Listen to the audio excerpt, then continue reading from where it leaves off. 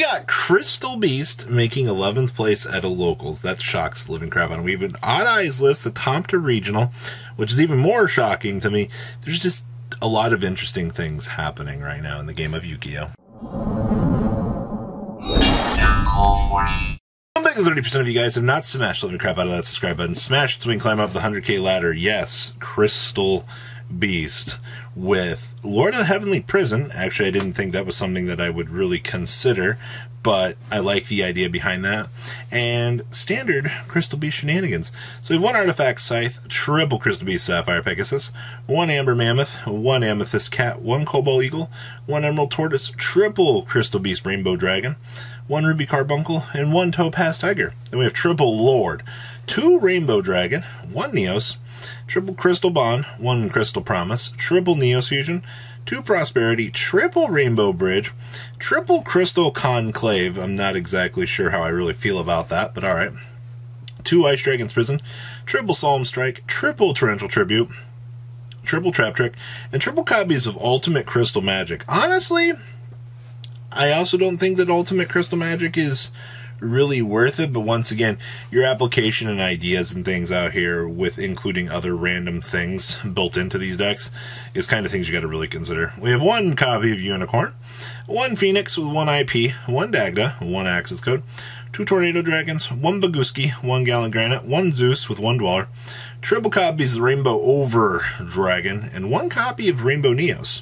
Side deck here we have triple Token Collector, one Dragostopelia, one Starving Venom, triple Skill Drain, two Dark Hole, two Lightning Storm, and triple copies of Super Polymerization, wrapping up our 11th place Crystal Beast Toolbox deck. And if you asked me that this would be something that I'd be talking about in the year 2022 pre-structure deck, I'm not going to lie to you, I'm actually pretty shocked to see that this performed up to the standards, at least for new format shenanigans. So, you know what? Give it a good idea, alright? Because little ideas like this, I think, are the things that players will have the most success with for fun. Next up is our Odd Eyes deck. Now, this deck ended up performing and getting top 4 out of the Bosnia Regional. And honestly, I can't think of another time where I've seen Odd Eyes do anything. It has been a hot second for this deck to perform. Yes, we do have a slight branded package in here, because you do have access to some pretty cool little creatures in the extract.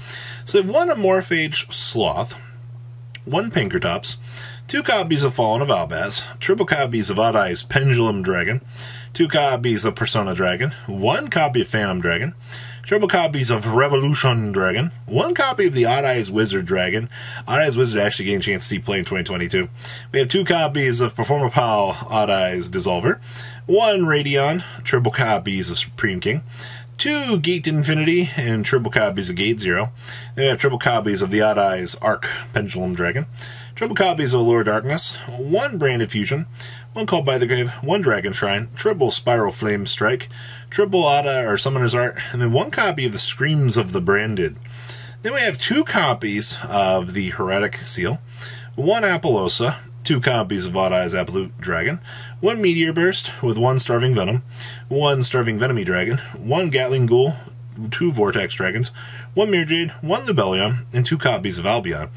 And then side deck here is triple Denko Rekka, two copies of Trap Eater, two copies of Dark More, one Harpy's Feather Duster, two Imperial Iron Wall, one Red Reboot, two TC Boo, and two copies of Unending Nightmare here, wrapping up, I would say, one of the more interesting rogue decks that you can pick up. And I use rogue there in bunny ears because this is pretty frickin' impressive, ladies and gentlemen.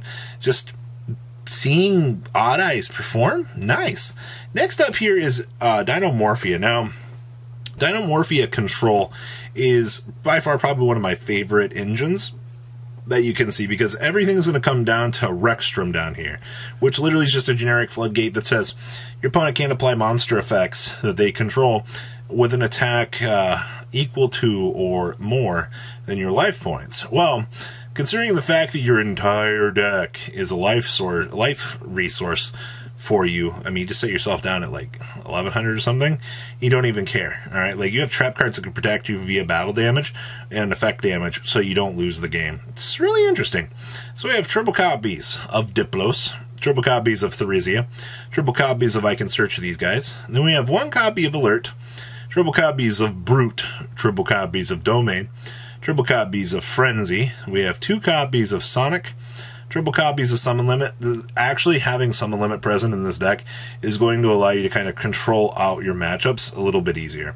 We have triple copies of Skill Drain, triple copies of Mistake. You gotta love extra Floodgate stuff. 2 Gozens with 2 Rivalries, triple copies of Solemn Steerike, and triple copies of the Solemn J-Man here. Down here in the extra deck, we have 1 Logia with 1 Dolka, 1 Abyss Dweller, 1 Time Thief Redoer, 1 Tornado Dragon with 1 Baguska. We have triple copies of Stealth Greena, triple copies of Gengrina, and triple copies of Rexstrom. Side deck here, we have 1 Sonic, 1 Gozen, 1 Rivalry, 2 Heavy Storm Dusters, triple Anti-Spell Fragrance, triple copies of Torrential Tribute, and triple copies of Mystic Mine here. And yes, this Mad Lad entered this event with only, here's the best part, 14 cards in the side deck. Actually forgot to put in the 15th to kind of round out things a little bit. So it proves, hey, you don't need a massive side deck, I guess, to have success. It all works out. Next up here is a Punk Phantom Knight list. Now, this was first place out of, what was it, the German regional, I believe. But considering the fact that we did see a Punk Splash Engine in this deck still to this point succeeding is good. I mean, to be fair, a lot of people are kind of just throwing Phantom Knights into the trash dump and are being like, oh no, like, I'm over this deck.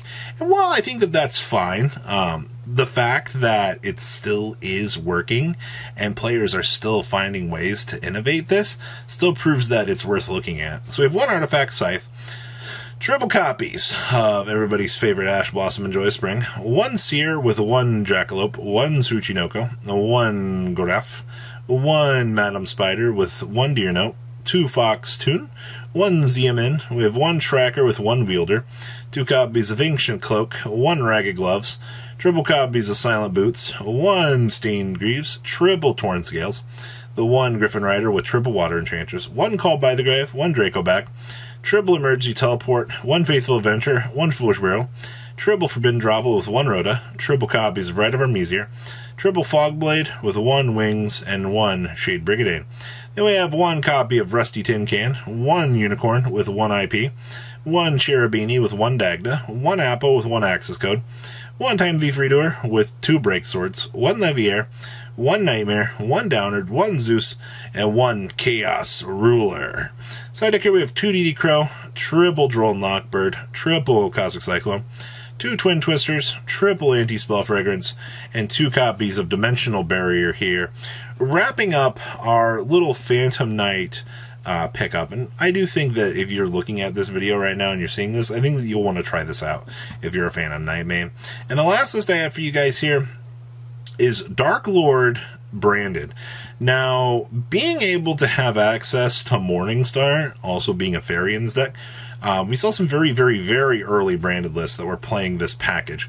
And I'm glad to see that it has kind of resurfaced at this point in time, because Looper also acting as a fairy for this deck is really cool. This is like one of those little sub-engines that I don't think a lot of people really considered exploring. So we have 1 Ablydium, 1 Albion, 2 copies of a Woober, 1 Archlord Christia, triple Ixchel with 1 Morningstar, triple copies of Suburbia, 2 Tragedy with 1 Dramaturgia. We have 2 Fallen of Albaz with 1 copy of the Indulged Dark Lord, triple copies of Allure Darkness, triple copies of Banishment, triple copies of Branded Fusion, 1 Branded in Red, triple Branded Opening.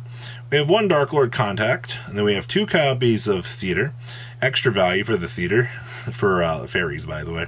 Triple copies of Droplet, 2 Super Poly, 1 Branded Banishment, and 1 Dark Lord Rebellion. Then we have 1 Condemned Dark Lord, 1 number 23 with number 22. We have 1 Titaniclad with 1 the first Dark Lord. We have 1 Dragostapelia with 1 Mudmud, 1 Mirror Jade with 1 Masquerade. We have 1 Lubellion, 1 Guardian Chimera, 1 Quadartus with 1 Preskinian, 1 Albion, 2 Albion. And then we have 2 Necro Banshees, 2 Nibiru, 2 copies of Token Collector, triple copies of Twin Twister, 1 copy of Zombie World, 2-Dimensional Barrier, and triple copies of Eradicator Epidemic Virus. Wrapping up this chunk of deck profiles for you guys. So what do you guys think? Please leave a comment down below. Tell me what you think. Make sure you guys smash the crap out of that subscribe button so you guys know my more awesome content. And I'll see your beautiful faces back here later in the day, guys. Peace out. Patrons, thank you.